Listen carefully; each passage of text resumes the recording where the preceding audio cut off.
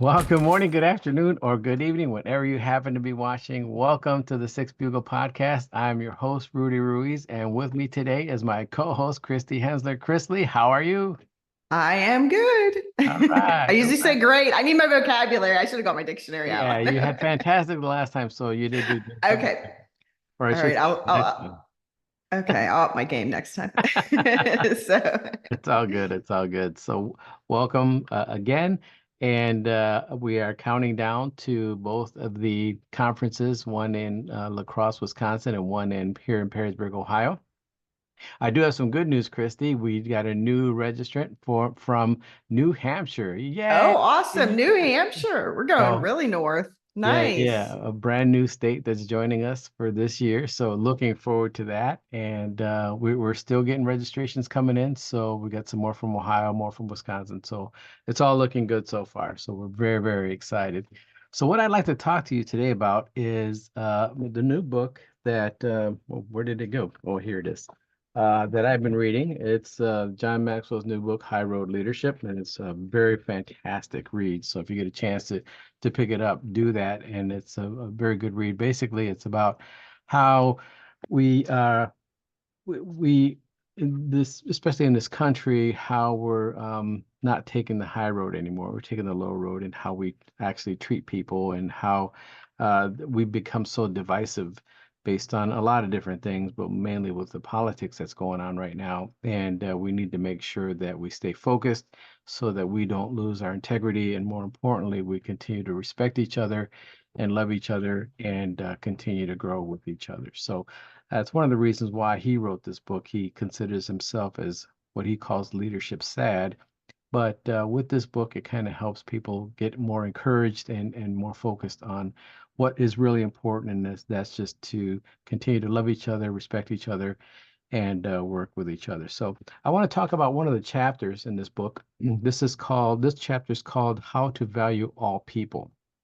And the reason why I chose this one is because a lot of things that I've experienced throughout my career was, I always wanted to value people, but there were times where I didn't do that. There were times where I had high expectations of some people for no good reason, just the thought that I felt that they should have a certain level of proficiency and professionalism, not realizing that they do have skill sets, and I was kind of interpreting them to be skill sets that I thought that they should have, not necessarily respecting the skill sets that they have. So that was a complete and utter huge mistake on my part. And unfortunately, I realize that now, and I want to just kind of reassure not only myself but others that I work with is that I don't have that same philosophy anymore. So what did I how did I come to that conclusion? I think the most important part is I needed to develop a humble appreciation of myself, that to know that I make mistakes, to know that I fall short sometimes, and to know that I don't meet the expectations of some people based on whatever, whatever they think that I should have, expectations that I should have, or they should have me, they have of me, when it's, in actuality, I never had that experience or that knowledge or that ability. So I think it's important for us to understand ourselves first and foremost, so that we can expand that to the people that we work with, the people that surround us, our families, so that we can become more accepted on their abilities and knowledge and skill sets.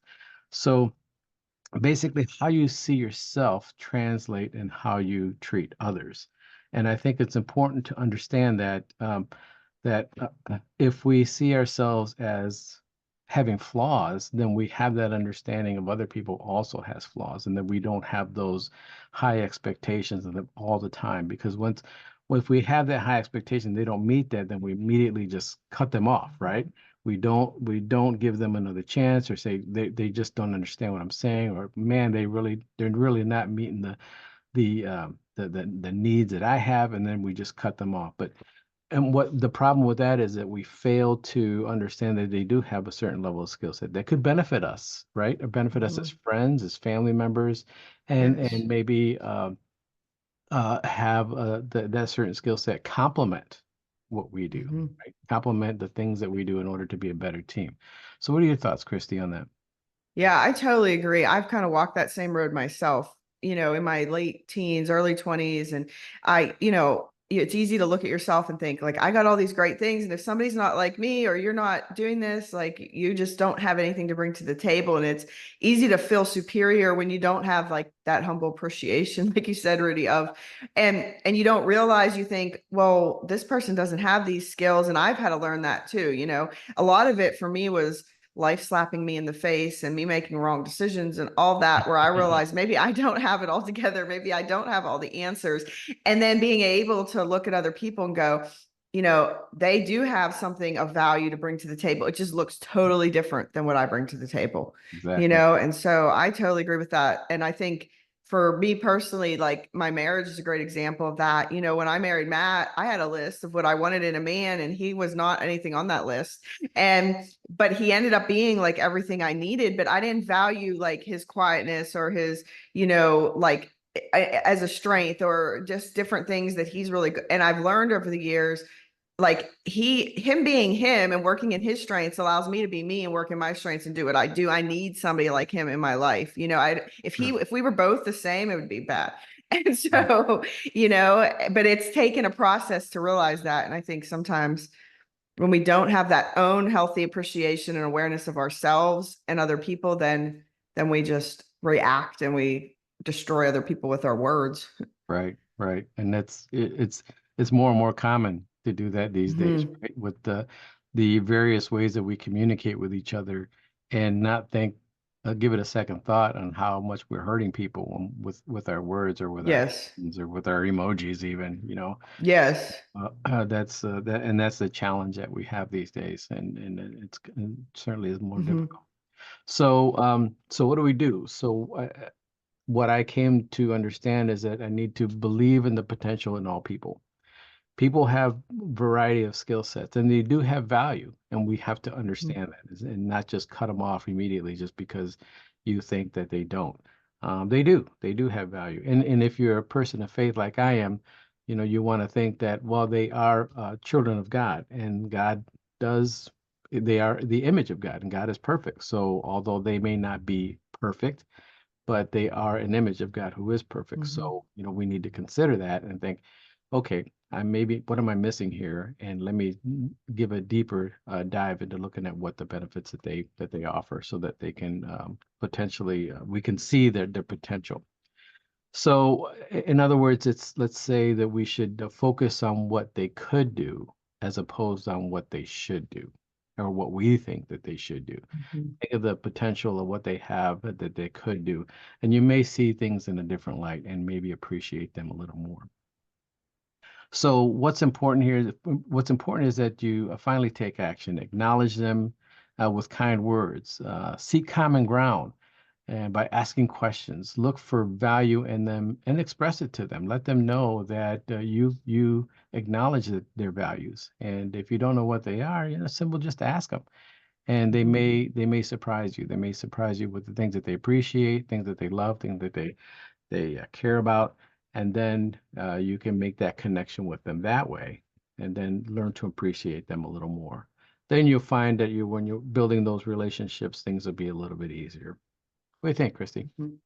No, I think those are some great points. And I'm thinking I'm going to, be talking a lot more about kind of these similar things at the conferences. So I'm not going to get into it all here because then you won't come to the conference and I Sure. don't have 4 hours. If I make you a 4 hour podcast, you'll be like, stop. Yeah. But yes, no, it is really true. And I think the one thing I will say is that for a long time when in my younger life, I thought I couldn't get along with somebody if they didn't think like me, act like me, believe what I believed. If I was cordial, I got along with them, then that meant I agreed with them, or I thought the same way, or I believed the same way. And it doesn't have to be that way at all. I still have the same belief system.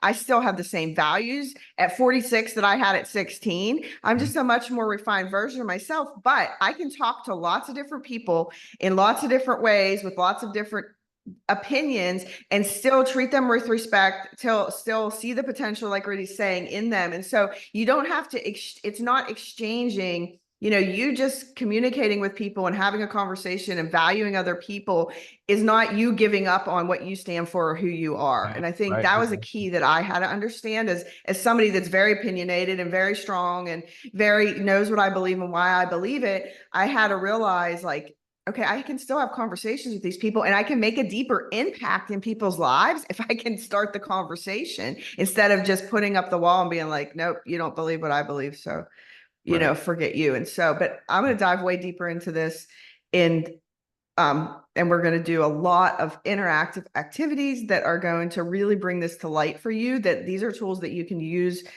in your personal and professional life. So Good. And for those of you that are out there listening that you haven't had an opportunity to meet Christy in person, I can honestly tell you that, and I've known Christy for a very long time, but I can honestly tell you that to see that aha moment light up in some of these people that attend her conferences is just fantastic. It's just an amazing experience to watch, and not and just for me to witness it, but for them to actually experience it is just an incredible life experience. So we encourage you to be there this time for this year. A lot of new material, so don't worry if you've seen her already. She's not going to give you the same stuff. She's going to build on nope. more of the material that she has for you so that you can grow as well. And we have a lot of people coming back already, Christy. So that's a That's good awesome. yeah, Yeah. that's a good sign. So they know that the material that they receive from you is extremely beneficial, and they do appreciate you, they do love you, and they do value the material that you have in store for them. So I'm excited. I'm looking forward to being there again. Like I said, we're growing. We're going. We went from one state to two states. We had 8 states last year attend, and now we're looking at several more new states. So Awesome. we are growing and we want you to be a part of it. So hopefully you'll be able to join us at one of the conferences here, either in Ohio or Wisconsin. And both are very nice facilities, nice cities, lots of things to do afterwards, and more importantly, lots of opportunity to network with each other and Mhm. continue to grow with each other and build those friendships and relationships. So we're looking forward to it. We hope that you'll join us. Yes, this is going to be more than just a training. It's going to be an experience that you will take with you. And so, and I keep saying it, but share the love, bring a friend, bring somebody else in the administrative space, a fire department, a police department. Like if you know somebody, even an acquaintance, share this with them. Yeah. Confidently share it with them. Don't be like, you might want to check this out. Be like, you should come to this. It's going to impact your business, professional, personal life for the better. And the And investment is, yeah, I mean, you just can't beat it. Go ahead. right. It's very minimal. And Yes.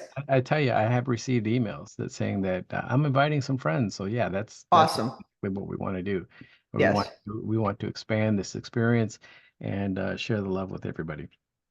All right. Well, that concludes this podcast for this week. We certainly do hope you enjoyed it. Hope you gained something from it. And we have many more. And again, we're looking forward to you joining us at in Perrysburg on September 4th through 6th, or La Crosse, Wisconsin on September 24th through 26th. We'll have all that information available here right immediately after this podcast. And we certainly hope that you'll continue to enjoy us. And we love having you. So thank you very much for your time. I do appreciate it. And have a good day.